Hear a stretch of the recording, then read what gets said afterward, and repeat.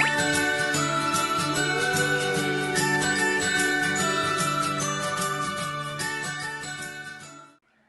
Beshi Bells! This is Pal Ann here and welcome back to my channel. Ayan, kamusta kayo? It's been a while. Today, we're talking about something na I'm sure magpapakilig ng mga cheeks nyo nang hindi kinikilig yung budget nyo. So, I have here the Vice Cosmetics Do It All Blush. This is in the shade Always Sassy and Always Charming. Maraming magagandang review about dito and nakuha ko to nung nakaraang sale ng buy one take one. So, dalawa sila nabili ko for ano lang yata. Magkano ba? Nakalimutan ko. Lalagay ko na lang sa screen kung magkano ko siya nakuha. Pero sale lang yon. Baka nasa original price na to as of now. So, ganun yung technique. Antayin yung mag-sale and mag-buy one take one sila. Kasi nakita ko lang to sa friend ko and nagandahan ako sobra. Sabi nga niya, buy one take one daw to nabili ng anak niya. Nung chinek ko siya, hindi siya naka-buy one take one. So, I'm so sad. Pero sabi ko hindi, magsisale pa rin niya. Naghintay ako. And dumating na yung pagkakataon na nag-buy one take one nga siya ulit. That's why kumuha na ako, of course. Hindi ko sure kung eto yung shade na nakita ko sa friend ko. Sobrang ganda ng shade na nasa kanya. Kasi wala nang shade na nakalagay dun sa kanya. Siguro natanggal na yung sticker. Pero parang ito yon, I'm not sure though. So, malalaman natin.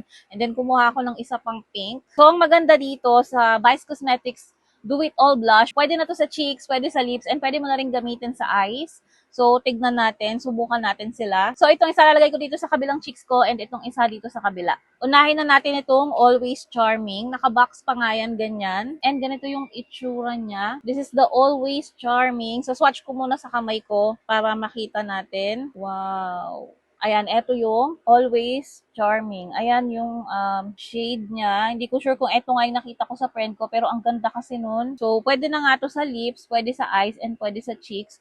So, try natin dito. So, gagamit ako ng pang-blend. Lagay natin dito.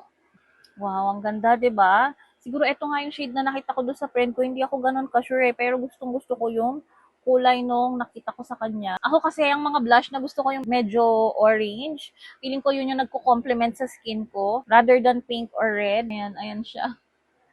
Wow, this is so nice. And tingnan nyo, ang ano niya, ang glowing niya. May glow siya kapag nilagay mo.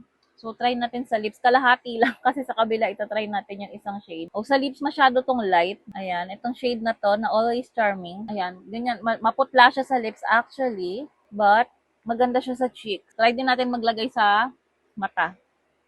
Lagay lang tayong konti. Kita nyo ba? Ayan, meron na sa eyes. Blend kong maigi yung nasa cheeks ko. Sa lips maputla siya tignan, pero pwede to kung yung lalagyan mo ng darker sa loob. Ano bang tawag sa ganun? Kalimutan ko yung tawag. So, this is the Always Charming. Gusto ko siya sa cheeks. Ang ganda ng kulay niya sa cheeks. Feeling ko bagay siya sa akin. Though sa lips is maputla siya. Sa eyes, okay din siya.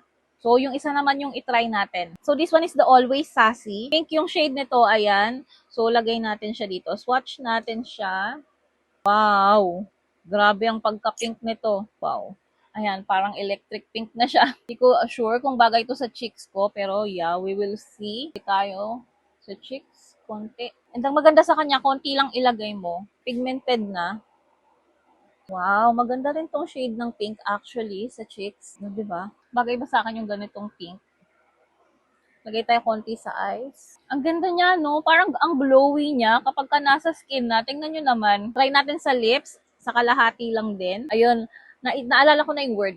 Pag gusto mo ng diffuse, eto pwede to. Itong lighter shade. Lalagyan mo lang ng darker shade sa gitna. Eto naman yung Always Sassy sa lips. What do you think? Uy, ang dami na. Napadami na siya. Para na tayong tinampal. Wait, ayusin natin to. Ayan, nilipat ko yung ilaw ko. Baka hindi nyo makita ng maayos. So, this one is the Always Sassy. Itong side na to. And this side is the Always Charming. Closer look. I think nagustuhan ko naman tong dalawang shade na to, Always Sassy and Always Charming. Feeling ko nagko-complement naman siya sa skin ko. And I love na meron siyang glow na naibibigay. I don't know, pero 'di ba? Parang ang glowy ng skin ko with this. Though sa lips hindi ko sure kasi ayan, hindi naman siya matte, hindi siya nagda-dry. So ganyan lang siya. And etong ang Always Charming, ano siya, nude shade siya sa lips. And eto parang electric pink na siya.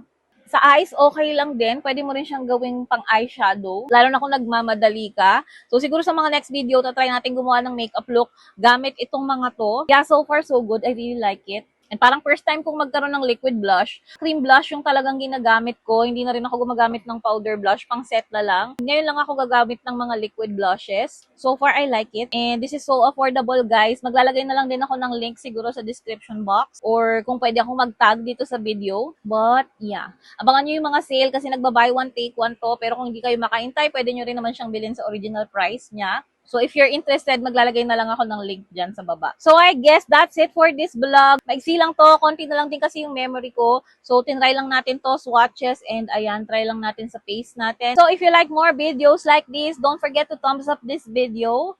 And mag-subscribe ka na rin. Hit the notification bell para lagi kang updated every time meron ako mga bagong videos. And thank you so much for watching, guys. Don't forget to love yourself. Love it.